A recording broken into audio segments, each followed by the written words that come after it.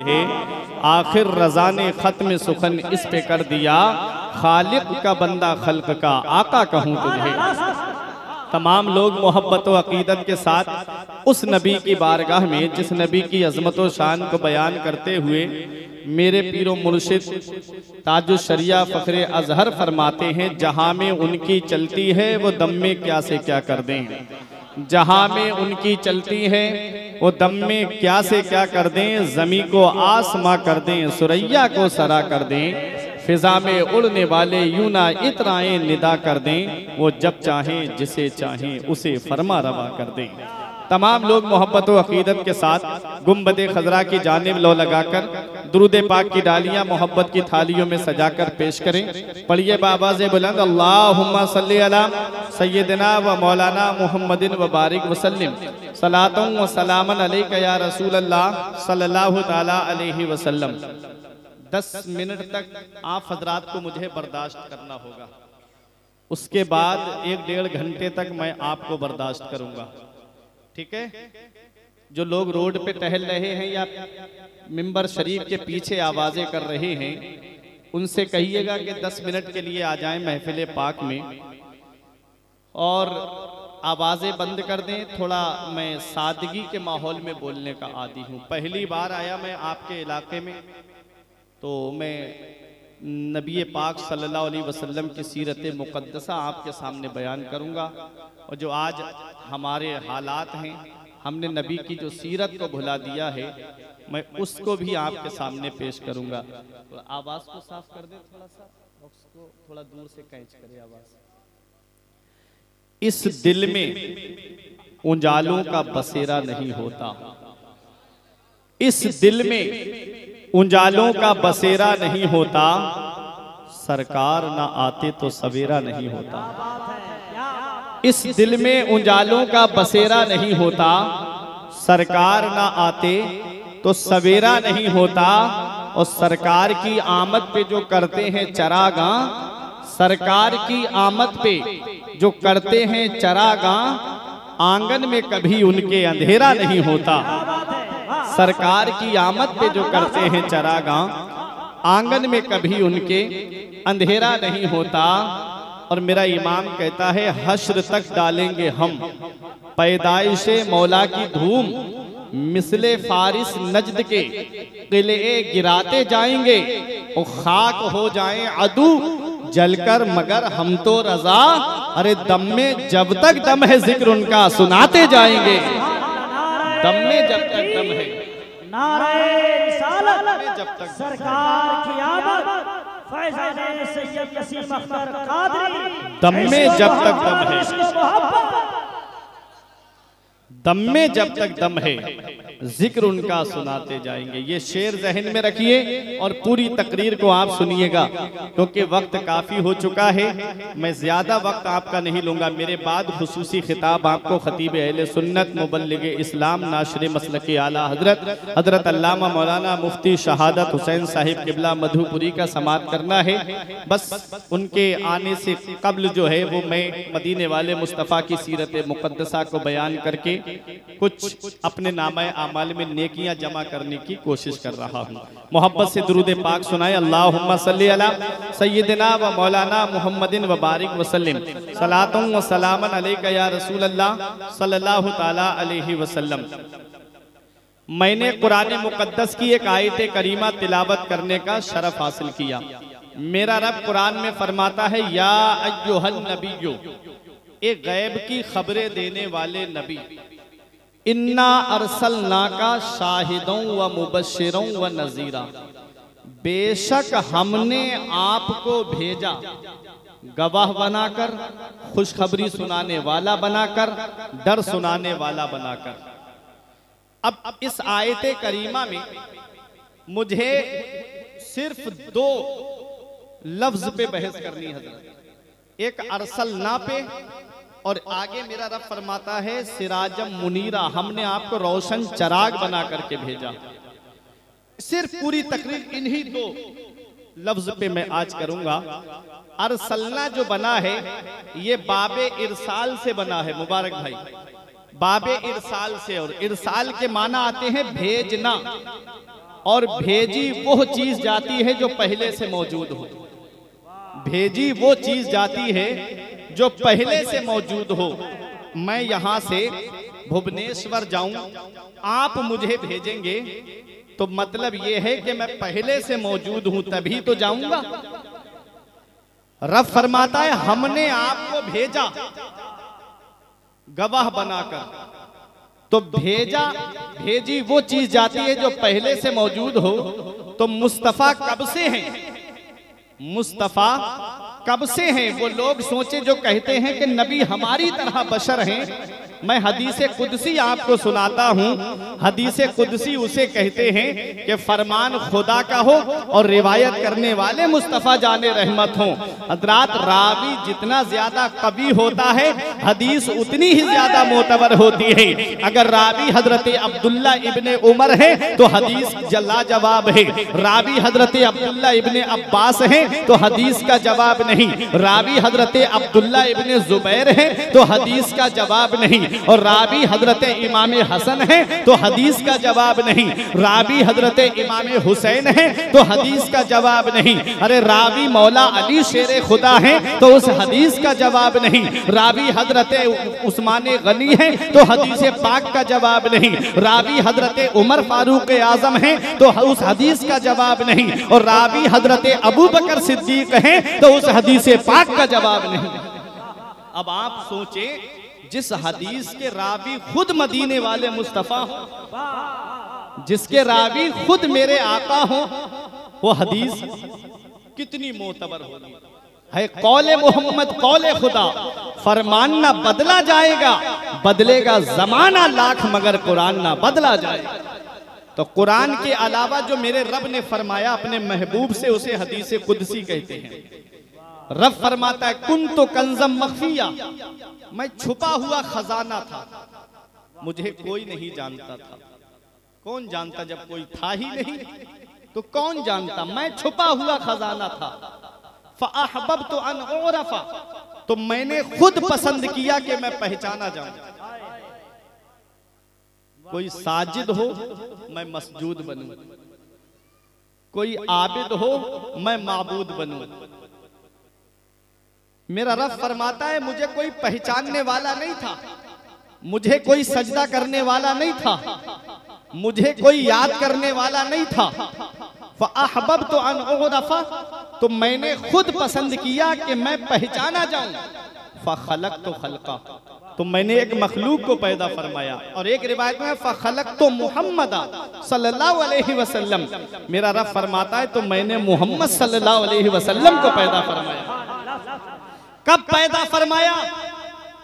जब जमीन नहीं थी, आसमान नहीं था, चांद नहीं था, सूरज नहीं था, सितारे नहीं थे, ये पेड़ पौधे नहीं थे, गर्ज के कायनात का वजूद ही नहीं था। अरे उन अक्ल के अंधों से कहो बशर मुरक्कब है चार चीजों से, आग, पानी, मिट्टी, हवा। और उस वक्त ना तो आग थी, उस वक्त ना तो पानी था, उस वक्त ना तो मिट्टी थी, उस वक्त ना तो हवा थी। मेरा ईमान पुकार के कहता है उठा दो पर्दा, दिखा दो चेहरा कि नूरे बारी हिजाब में है, ज़माना तारीक हो रहा है कि महर कब से नकाब में है। नारे तकबीर, नारे रिसालत, जश्न ईद मिलादुन नबी। बशर मुरक्कब है चार चीजों से, आग, पानी, मिट्टी, हवा। हजरात, और उस वक्त ना तो आग थी, उस वक्त ना तो पानी था, उस वक्त ना तो मिट्टी थी, उस वक्त ना तो हवा थी। और मेरे आका फरमाते उस वक्त मैं था, अल्लाह ने अपने नूर से मेरे नूर को पैदा फरमाया। हजरात, अब आप अपने जहन को करीब कीजिए, मदीने वाले मुस्तफ़ा सल्लल्लाहु अलैहि वसल्लम की शान मुलाहिजा करें। एक है तख्लीक़े मुस्तफ़ा, एक है तख्लीक़े मुस्तफ़ा, और एक है दुनिया में जाहिर फरमाना। तख्लीक़े मुस्तफ़ा सारी कायनात से पहले, और लिबासे बशरियत पहना करके रब ने अपने महबूब को दुनिया में भेजा। किस लिए? इसलिए ताकि हम फैज ले सके, ताकि हम फैज ले सके। ऐ प्यारे मुसलमानों, मदीने वाले मुस्तफ़ा की शान तो ये है, मदीने वाले मुस्तफ़ा का मकाम तो ये है कि अल्लाह तबारक व तआला ने अपने महबूब को ऐसा ऐसा नूर बनाया है कि जब मेराज की रात हजरत जिब्राईल अलैहिस्सलाम को भेजा कि जा और मेरे महबूब को लेकर के आ, तो जिब्राईल अलैहिस्सलाम ने जन्नती फरिश्तों से कहा। हजरत जिब्राईल के मातेहत जो 70,000 फरिश्ते थे और 70,000 हजरत मीकाईल के मातेहत थे, 1,40,000 फरिश्तों का जुलूस लेकर के जब हजरत जिब्राईल आ रहे थे तो फरिश्तों को हुक्म दिया, ये फरिश्तों जन्नती मशाले ले लो, जन्नती मशाले लेकर के चलो। जब जन्नती मशाले लेकर के आ रहे थे, रब ने फरमाया जिब्राईल ये क्या लेकर के जा रहे हो? अर्ज किया मेरे मौला तेरे महबूब को वहां से लाना है जो जमीन का खित्ता है, जहां तारीकी ही तारीकी है, चांद भी डूब चुका है, अंधेरा ही अंधेरा है, तेरे महबूब को अंधेरे में से लाना है। ए मेरे परवरदिगार, इसलिए जन्नती मशाले लेकर के जा रहे हैं ताकि रोशनी में लेकर के आए। रब इरशाद फरमाता है, ए जिब्राईल इन फरिश्तों से कह दो कि ये मशाले ले जाने की कोई जरूरत नहीं, मैंने अपने महबूब के चेहरे पर अपनी सिफते गैरत के 70,000 पर्दे डाल दिए हैं। उन पर्दों में से एक पर्दा उठा देना, रोशनी ही रोशनी फैल जाएगी।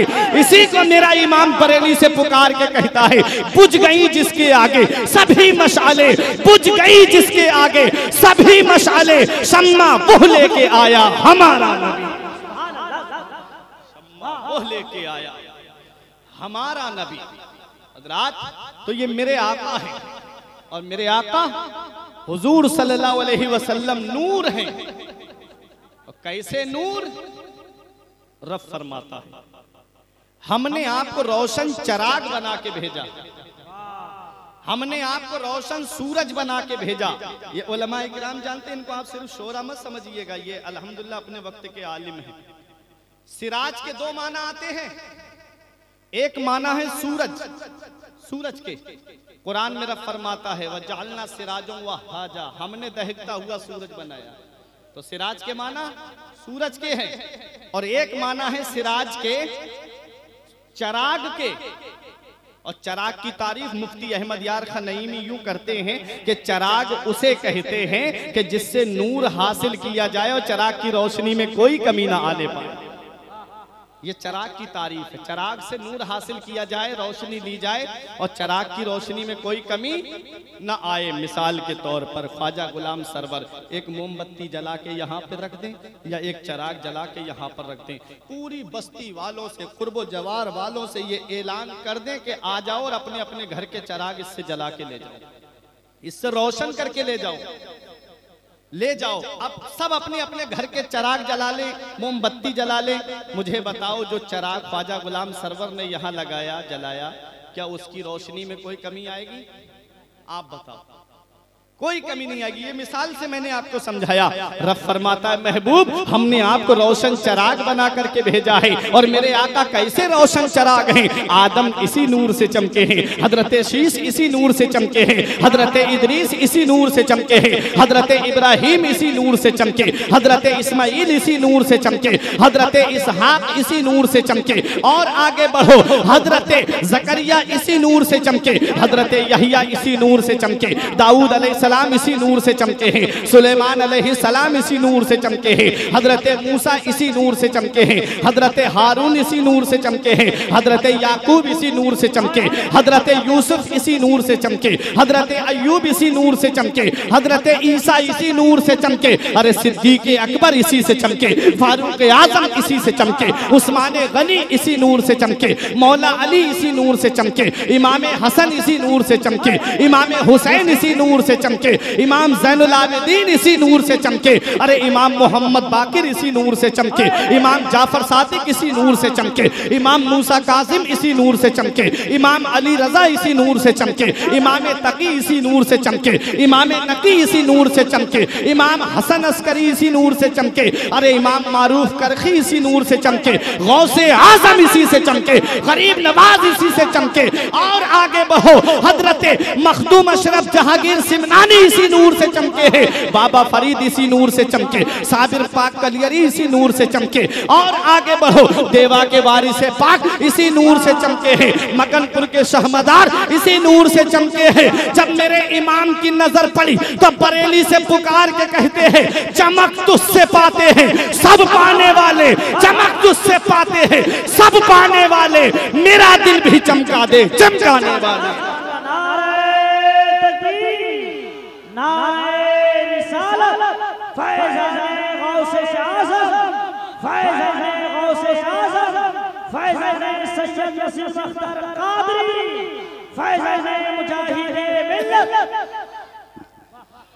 चमक तुझसे पाते सब पाने वाले, मेरा दिल भी चमका दे चमकाने वाले, बरसता नहीं देखकर अब्रे रहमत, बदों पर भी बरसा दे बरसाने वाले। ए प्यारे मुसलमान, मेरे आका के नूर से सब चमके, सब इसी नूर से चमके। नबी फरमाते हैं, अव्वलु मा खलक़ल्लाहु नूरी व मिन नूरी। मेरे आका फरमाते हैं, सबसे पहले अल्लाह ने मेरे नूर को पैदा फरमाया और मेरे नूर से कायनात को पैदा फरमाया, मेरे नूर से कायनात को पैदा फरमाया। अब आओ देखो, कब पैदा फरमाया? जब जमीन नहीं थी, आसमान नहीं था, चांद नहीं था, सूरज नहीं था।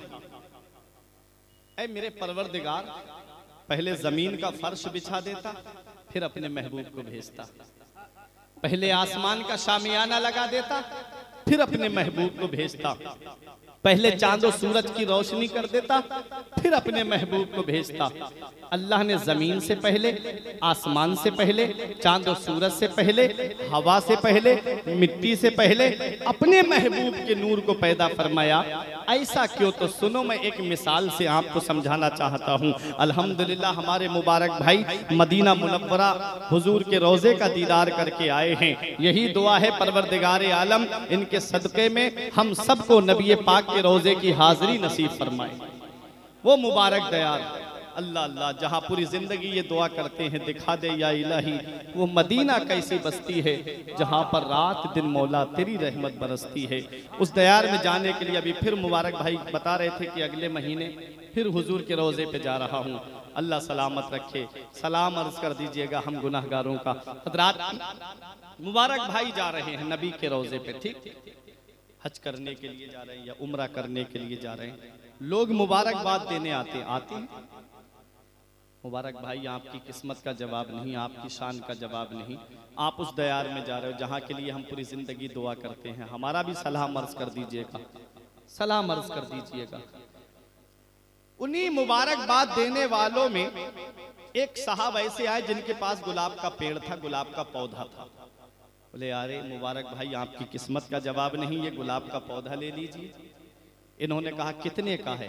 उसने जो भी कीमत बताई, मिसाल के तौर पे 5 रुपए बताए। इन्होंने 5 रुपए जेब खास से निकाले, उसको दे दिए। अब वो गुलाब का पौधा लेके आए और अपने बच्चों को बुलाया और घर के आंगन में उस पौधे को लगा दिया। कहाँ लगाया?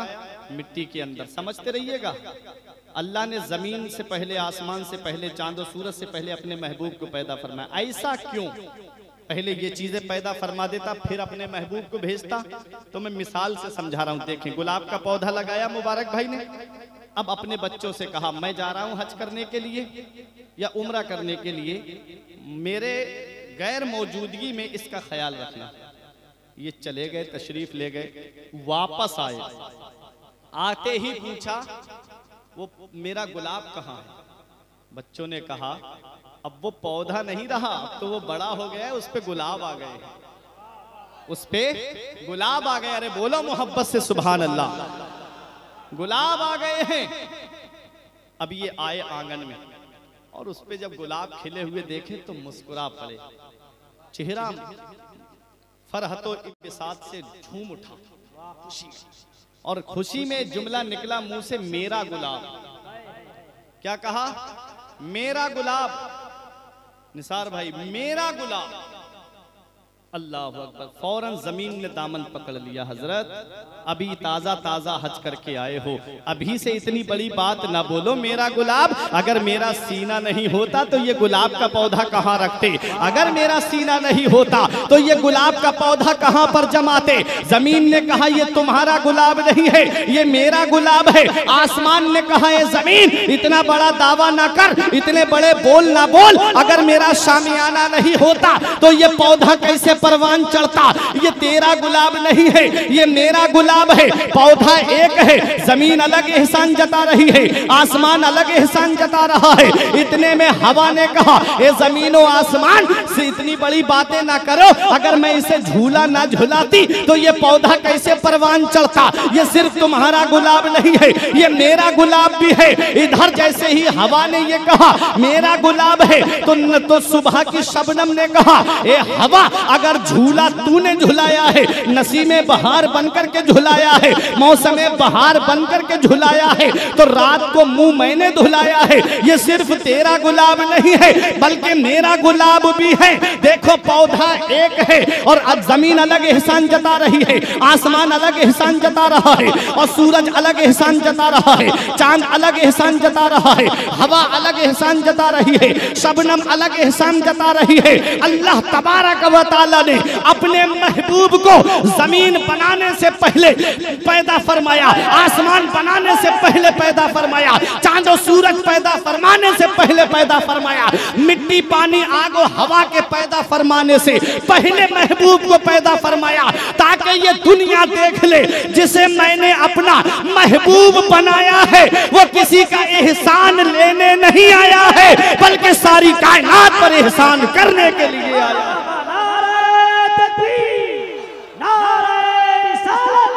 सरकार की आमद, दिलदार की आमद, मक्की की आमद, नारे तकबीर, फैज़ाने ससारे मिल्लत। इसी को मेरा इमाम कहता है वो जो ना थे तो कुछ ना था, वो जो ना थे तो कुछ ना था, वो जो ना हो तो कुछ ना हो। अरे जान है वो जहान की, जान है तो जहान है, है वो जहान की, जान है तो जहान है। अल्लाह ने सबसे पहले अपने महबूब के नूर को पैदा फरमाया। अब यही नूर मुस्तफ़ा है हजरत आदम की पेशानी में बतौर वसीयत रखा गया। हजरत अब यही नूर मुस्तफ़ा आता रहा, चलते चलते हजरत इस्माइल की पुश्त में आया, पेशानी से जाहिर हो रहा था। हजरत इस्माइल के बाद उनके बेटे हजरत केदार की पेशानी में आया और हजरत केदार की पेशानी से होता हुआ यही नूर मुस्तफ़ा हजरत अदनान की पुश्त में आता है और हजरत अदनान से होता हुआ यही नूर मुस्तफ़ा हजरत अब्दे मुनाफ की पेशानी में आता है। और हजरत अब्दे मुनाफ के 4 बेटे थे, एक बेटे का नाम नौफल, एक बेटे का नाम अब्दुल शम्स, एक बेटे का नाम मुत्तलिब और एक बेटे का नाम था हाशिम। हजरत हाशिम अब्दुल मुत्तलिब के वो हजरत अब्दे मुनाफ के 4 बेटों में 3 बेटों को एक तरफ खड़ा करो और हजरत हाशिम को एक तरफ खड़ा करो। इनकी खूबसूरती का जवाब नहीं, इनके हुस्न का जवाब नहीं, इनके जमाले जहां आरा का जवाब नहीं। हजरत हाशिम की पुश्त में जो है नूर मुस्तफ़ा जगमगा रहा था। मक्के की औरतें निकल के देखती थी उनके हुस्न को, लोग खड़े होके देखते थे उनके हुस्न को। किसी ने हाथ पकड़ के कहा ए हजरत हाशिम, मक्के में बच्चे तो बहुत हैं, बड़े बड़े हैंडसम बच्चे हैं, बड़े बड़े खूबसूरत बच्चे हैं, लेकिन लोग तुम्हें ही क्यों देखते हैं। तो हजरत हाशिम ने कहा लोग मुझे नहीं देखते हैं बल्कि मेरी पेशानी में जो नूरे मुस्तफ़ा जगमगा रहा है वो नूरे मुस्तफ़ा को देखते हैं। अब यही नूरे मुस्तफ़ा है, यही नूरे मुस्तफ़ा है। हजरत हाशिम की पेशानी में जगमगा रहा है। आप यस्रिब मुल्क शाम जा रहे थे, रास्ते में यस्रिब का बाजार पड़ा जिसे आज हम मदीना मुनव्वरा कहते हैं। जब यस्रिब के बाजार से गुजर रहे थे, मार्केट लगा था, दुकानें लगी थी, वहां पर अपनी अपनी दुकानों में लोग सामान को बेच रहे थे। एक दुकान के अंदर एक बड़ी हसीन और जमील औरत बैठी हुई थी जिनका नाम हजरत सलमा मिलता है। हजरत हाशिम ने उनको देखा तो अपने निकाह का इजहार किया। उन्होंने ने इनकार कर दिया। तब सलमा की सहेलियों ने हाथ पकड़ के कहा, ए सलमा तुझे पता है निकाह का पैगाम देने वाला कौन है? सरदार मक्का का बेटा है, अब्दुल मुत्तलिब का बेटा है, अब अब्दे मुनाफ का बेटा है। तुझे पता है हाशिम है, हजरत हाशिम, इनके लिए न जाने कोई ऐसा कबीला नहीं है जिसकी लड़की ये न चाहती हो कि हमारा निकाह हजरत हाशिम के साथ हो जाए। तब सलमा राजी हो गई। जब निकाह हो गया तब जो नूरे मुस्तफ़ा हजरत हाशिम की पुष्ट में था, पेशानी से जाहिर हो रहा था, वो नूरे मुस्तफ़ा हजरत सलमा के रेहमे मुबारक में चला जाता है। ये तिजारत को चले गए, इधर हजरत हाशिम का इंतकाल हो जाता है।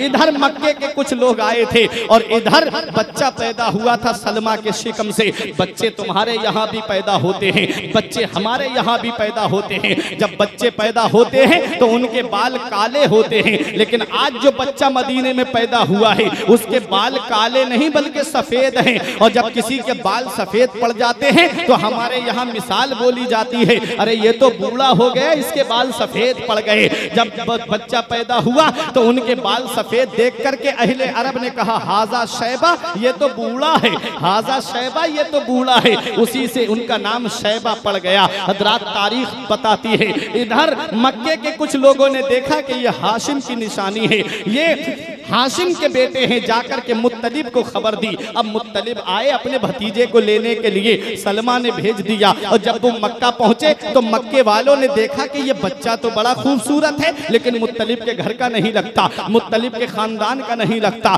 तो मक्के वालों ने खुद ही एक बात अपने दिल में पैदा कर ली और कहने लगे, इसको मुत्तलिब खरीद के लाए हैं, इसे अपना गुलाम बना के लाए हैं। और ये उलमा जानते हैं अब्द को उर्दू में गुलाम कहते हैं और गुलाम को अरबी में अब्द कहते हैं। उसी से अहले अरब कहने लगे, हाजा अब्दुल मुत्तलिब, हाजा अब्दुल मुत्तलिब। अरे उस दिन से उनका असली नाम शैबा भूल गए लोग। उसी दिन से हजरत अब्दुल मुत्तलिब का नाम हजरत अब्दुल मुत्तलिब पड़ गया और पूरी दुनिया जानती है कि हजरत अब्दुल मुत्तलिब मेरे आका के दादा हैं।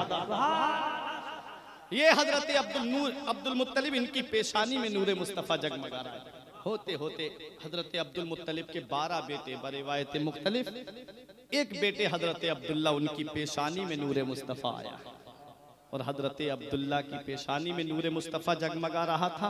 हजरत अब्दुल्ला जो हैं, जब ये नूरे मुस्तफ़ा हजरत अब्दुल्ला का निकाह हजरत आमिना से हो जाता है, बात बहुत लंबी है, तफसील में नहीं जाऊँगा, मुख्तसर बता के आगे निकल रहा हूँ मैं आपको।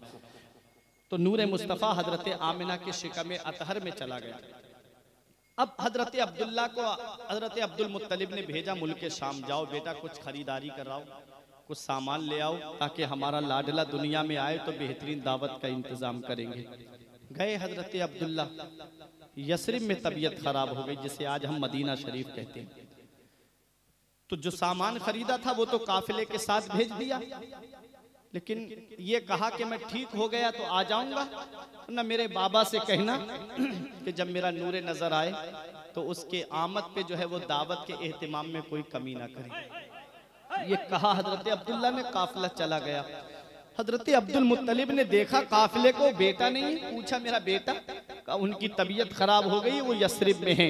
अब्दुल मुत्तलिब ने अपने बड़े बेटे हारिस को भेजा, कहा जा बेटा देख के तो आ, अब्दुल्ला क्यों नहीं आए, जा अपने भाई को लेकर के आ, उसका नूरे नजर दुनिया में आने वाला है और उनको लेकर के आ। जब हारिस पहुंचे यसरिब में तो पता चला हजरत अब्दुल्ला का विसाल हो चुका है। अब हजरत अब्दुल्ला इस दुनिया में नहीं है। बताओ मेरे आका माँ के शिकम में है, बाप का साया सर से उठ गया है। प्यारे मुसलमानों, हारिस रोते हुए आए और आकर के अपने वालिद अब्दुल मुत्तलिब को खबर दी कि अब अब्दुल्ला इस दुनिया में नहीं रहे। हजरत अब्दुल मुत्तलिब सर पकड़ के बैठ गए, कैसे जाके बहू से कहूं कि अब उसके सर का ताज इस दुनिया से चला गया, अब वो उसके सर से जो है वो शौहर का साया उठ गया। अब्दुल मुत्तलिब से हजरत आमिना ने पूछा, बाबा क्या बात, मेरे शौहर नहीं आए, काफिले वाले तो कई दिन के आ गए। तब हजरत अब्दुल मुत्तलिब ने सर पे हाथ रख के कहा था, बेटी अब सब्र करो। तब हजरत आमिना की आंखों में आंसू आ गए। कहा क्या बात, मेरे शौहर इस दुनिया से चले गए?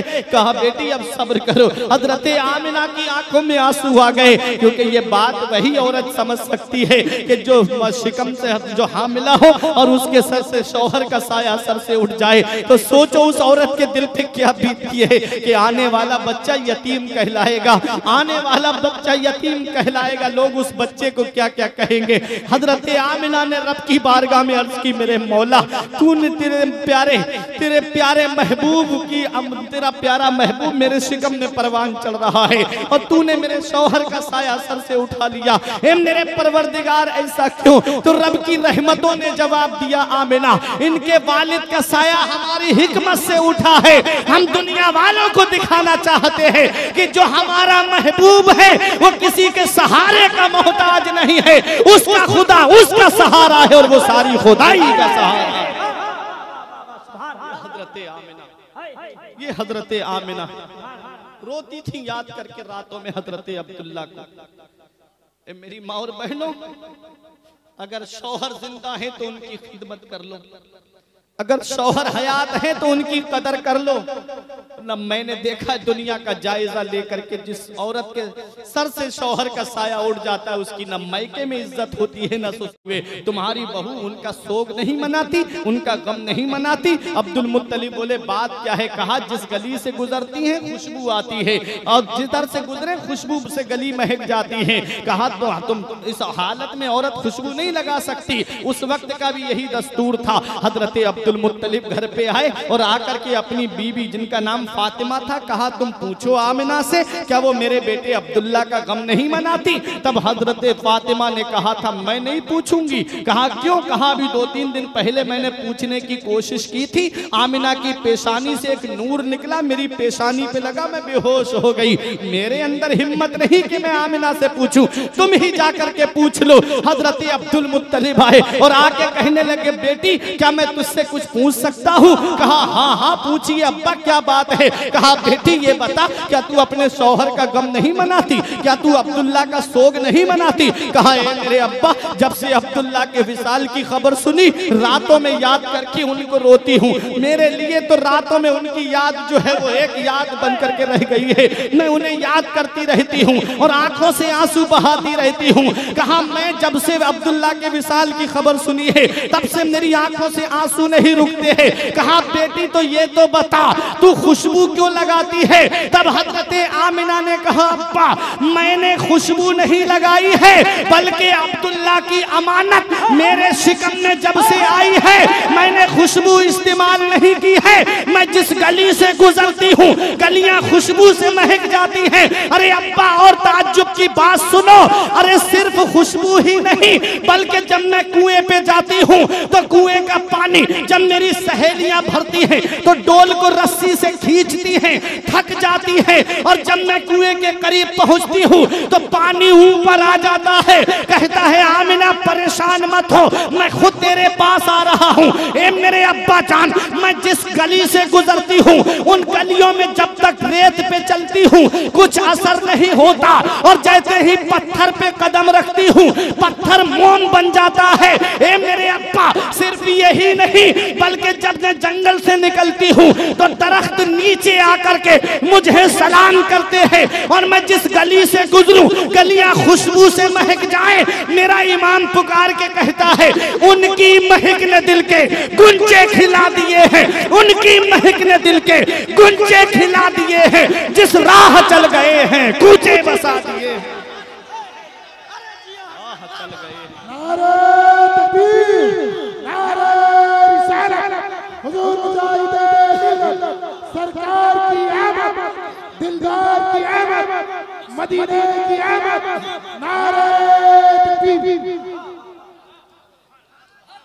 जिस राह चल गए हैं मिंबर रसूल वाले हमारी सपोर्ट कर रहे हैं। आप भी तो कोई नारा बुलंद कीजिए मोहब्बत से।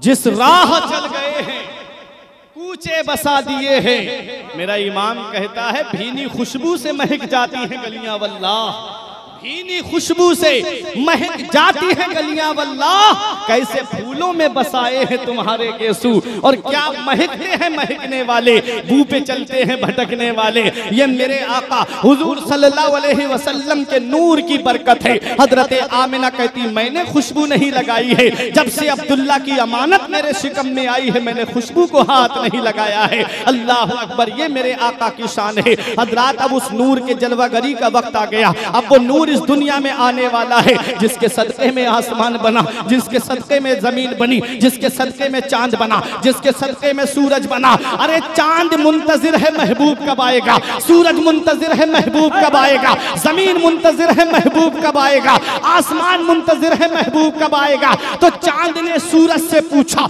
ए सूरज ये तो बता जिसके सदके में हमें चमक मिली वो महबूब कब आएगा। तो चांद कहता है ए सूरज तू उसका कब से इंतजार कर रहा है। तो सूरज ने कहा मैं उसका इंतजार इसलिए कर रहा हूं कि कब मकामे सहबा में मौला अली की असर की नमाज कज़ा हो जाए। मैं डूब चुका हूं और वो महबूब उंगली का इशारा कर दे तो मैं वापस पलट के आ जाऊं और कयामत में कह दूं ऐ मेरे परवरदिगार मेरे वजूद को देख, मुझे तेरे महबूब की उंगलियों ने देखा है। तो चांद, सूरज ने चांद से पूछा ए चांद जरा ये तो बता तू उसका मुंतजिर कब से है, तू उसका इंतजार कब से कर रहा है। तो चांद ने कहा अरे मैं उसका इंतजार इसलिए कर रहा हूं कि मैं 14वीं का चांद हूं, वो महबूब मक्के की सरजमीन पर हो। जब कुफ्फारे मक्का मोजज़े के तौर पर उस महबूब से दलील तलब करें कि 14वीं के चांद के 2 टुकड़े कर दो, तो मेरा वो महबूब उंगली का इशारा करे तो मैं 2 हिस्सों में बट जाऊं और कयामत में कह दूं ए मेरे मौला मेरे वजूद को देख, मुझे तेरे महबूब की उंगलियों ने देखा है। मेरा इमाम पुकार के कहता है सूरज उल्टे पांव पलटे चांद इशारे से हो जाग, सूरज उल्टे पांव पलटे चांद इशारे से हो जाग, अंधे नजदी देख ले कुदरत रसूलुल्लाह।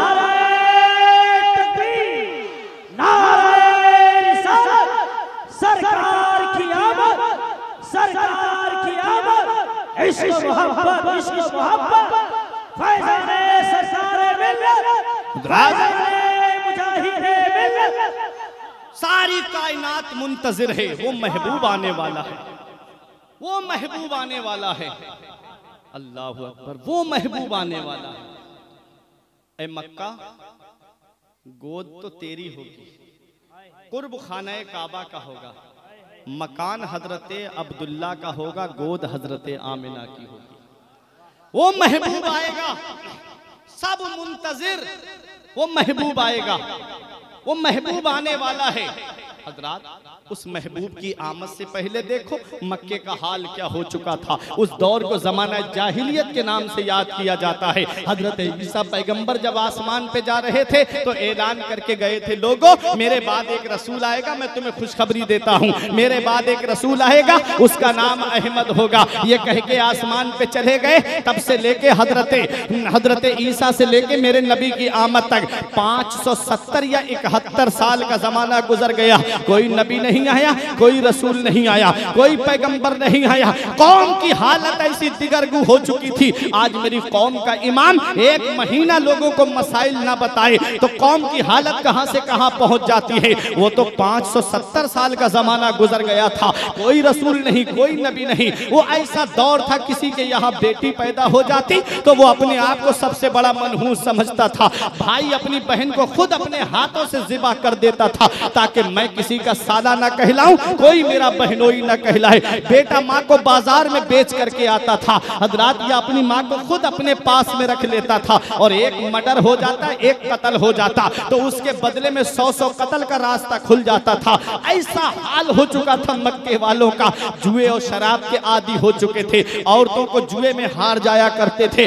उस दौर में मक्के की सरजमीन पर अगर किसी के यहाँ बेटी पैदा होती तो वो अपने आप को सबसे बड़ा मनहूस समझता था। उस दौर को आपके सामने बयान कर दूं तो आपकी आंखों से आंसू निकलेंगे। एक हजरत आसिम है जिनका ये कहना था, या रसूल अल्लाह, मैंने अपने इन हाथों से 5 लड़कियों को जमीन में जिंदा गाड़ दिया है। और दहिया कल्बी का तो ये कहना था, या रसूल अल्लाह, मैं अपने कबीले का सरदार था, मेरे अंदर 70 घर आते थे, मैंने अपने इन हाथों से 70 लड़कियों को जमीन में जिंदा गाड़ दिया है, कि अल्लाह मेरा गुनाह माफ फरमा देगा। अल्लाह अकबर। जब दहिया कल्बी ने एक मर्तबा कलमा शरीफ पढ़ा था तो जिब्राईल अलैहिस्सलाम ने आकर के ये खुशखबरी सुनाई थी कि दहिया कल्बी से कह दो कि जब उन्होंने एक मर्तबा कलमा शरीफ पढ़ा तो अल्लाह ने 70 लड़कियों के कत्ल के गुनाह को माफ फरमा दिया। जब ये खुशखबरी सुनाई गई तो रोने लगे दहिया कल्बी, आका मैं एक बात अब तक नहीं भूल पा रहा हूँ या रसूल अल्लाह। फरमाया कौन सी? कहा आका मैं तिजारत के लिए जा रहा था,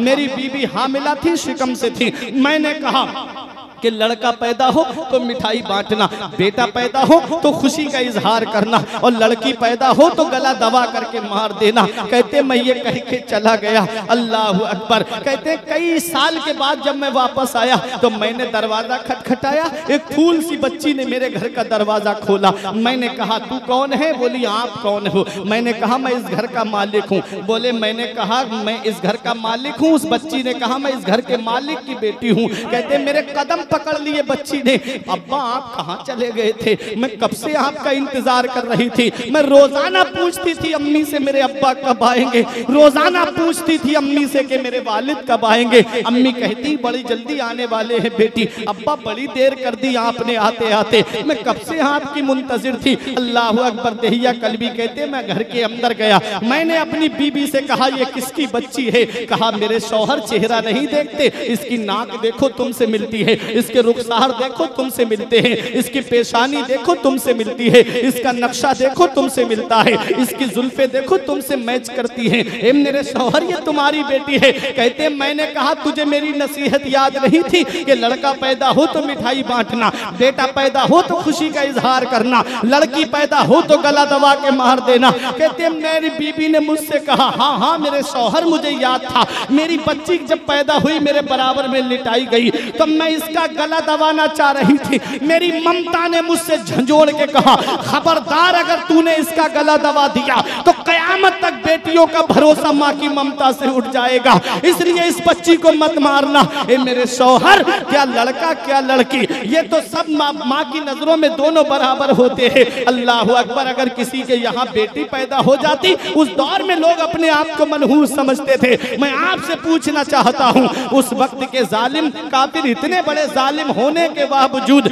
वो अपनी बच्ची को इतना मौका तो देते थे कि वो दुनिया में आती थी चंद सांसें लेती थी, लेकिन आज का बाप इतना जालिम हो चुका है अल्ट्रासाउंड के जरिए सोनोग्राफी के जरिए अगर उसे ये पता चल जाए कि माँ के पेट में लड़की है तो उसे वही कत्ल करा दिया जाता है। धारदार कैंचियों के जरिए धारदार चम्मचों के जरिए उस बच्ची को माँ के पेट में कत्ल करा दिया जाता है। अल्लाह ताला कयामत के दिन उन बच्चियों से पूछेगा बेअय्ये ज़ंबिन कुतिलत, तुझे किस गुनाह के जुर्म में कत्ल किया गया? सवाल जानी से होगा तूने जिना क्यों किया, सवाल शराबी से होगा तूने शराब क्यों पी। लेकिन बेटियों को कत्ल करने वाले इतने बड़े गुनाहगार हैं कि अल्लाह ताला कयामत में उनकी तरफ नजरे रहमत नहीं फरमाएगा, उनसे कलाम नहीं फरमाएगा। मेरा रब। प्यारे मुसलमानों में आपसे पूछना चाहता हूँ ये वही मक्का जहाँ बेटियों को जमीन में जिंदा गाड़ दिया जाता था। बेटियों का मर्तबा किसने बताया है? बहनों का मर्तबा किसने बताया है? माँ की अजमत किसने बताई है? अरे ये बेटियां जहमत नहीं है बल्कि बेटियां अल्लाह की रहमत हैं। इन बेटियों का मर्तबा मदीने वाले मुस्तफा बयान फरमा रहे हैं। बेटियां सबके मुकद्दर में कहाँ होती है? जिनसे राजी है खुदा उनके यहाँ होती है।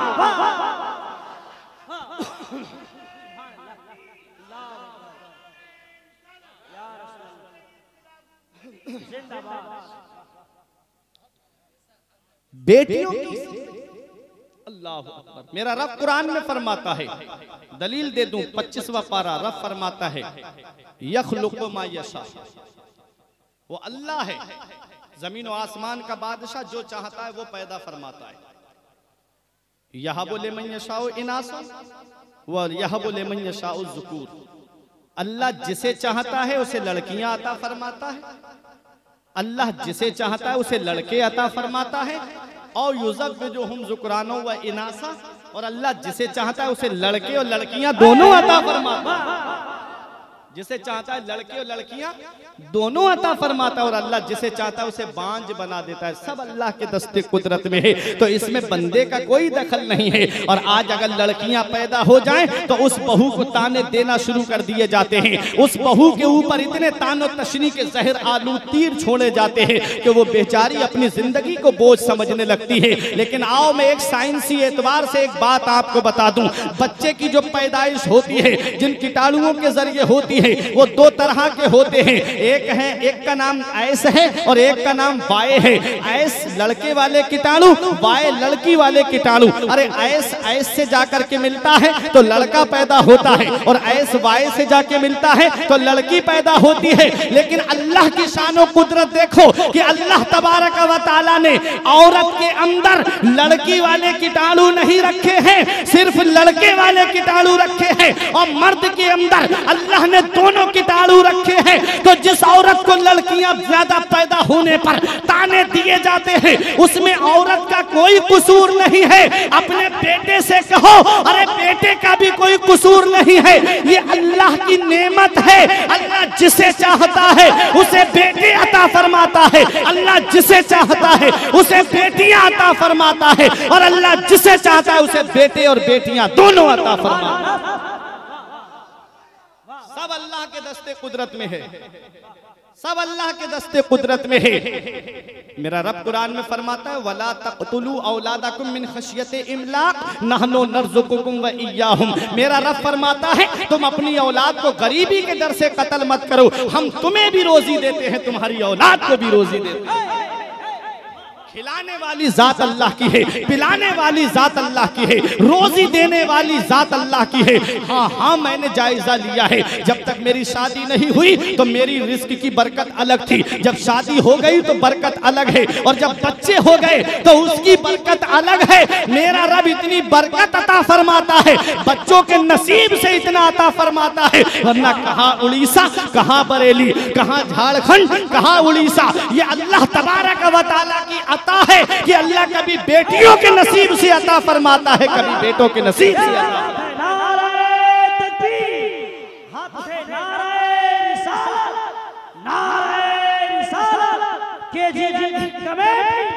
तो बेटियां जहमत नहीं है, बेटियां अल्लाह की रहमत है। और आप देखो, मैं जानता हूं बेटी क्या होती है। दो मोहब्बतें हैं, सब सुने, मेरे बुजुर्ग भी सुने और ये गवाही देंगे हजरत। बेटे का लगाव जो होता है वो माँ की तरफ ज्यादा होता है, और बेटी का लगाव बाप की तरफ ज्यादा होता है। आप देख लीजिए अपने अपने घरों का, सच्चाई है ना? तो हाथ उठा के गवाही दीजिए सच्चाई है। बेटे का ताल्लुक माँ से ज्यादा होता है। क्यों? क्योंकि उसमें मतलब होता है पैसा। माँ का दिल नरम होता है ना। अम्मा 50 रुपए दिए, नहीं है बेटा अभी नहीं, अरे दो ना, नहीं है बेटा, नहीं मुझे चाहिए, पैसे निकाले दे दिए। कहा अब्बा से क्यों नहीं लेता? नहीं अब्बा गुस्सा करेंगे। होता है कि नहीं? अब्बा गुस्सा करेंगे। बगैर लालच के अगर कोई बाप से मोहब्बत करती है तो उसकी बेटी है। बगैर लालच के कोई उससे मोहब्बत करती है तो वो उसकी बेटी है।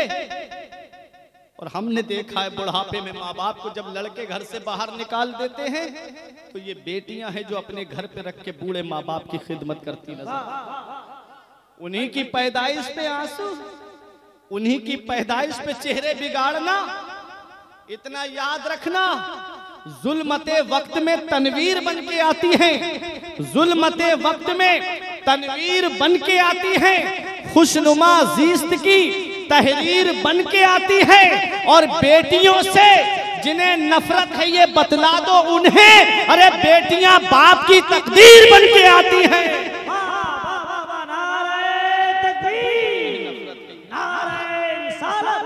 इस तरह नवाई से नहीं चलता, काम दुनिया में बुराई से नहीं चलता।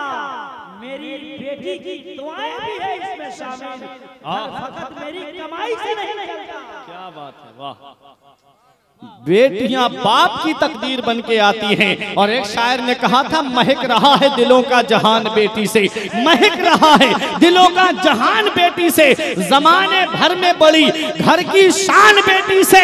अब सैयदों से मोहब्बत है तो खामोश नहीं रहोगे, आपकी मोहब्बत का इम्तिहान है। महक रहा है दिलों का जहान बेटी से, जमाने भर में बड़ी घर की शान बेटी से। जरूरी ये नहीं बेटों से नाम रोशन हो, मेरे नबी का चला खानदान बेटी से। जरूरी ये नहीं बेटों से नाम रोशन हो।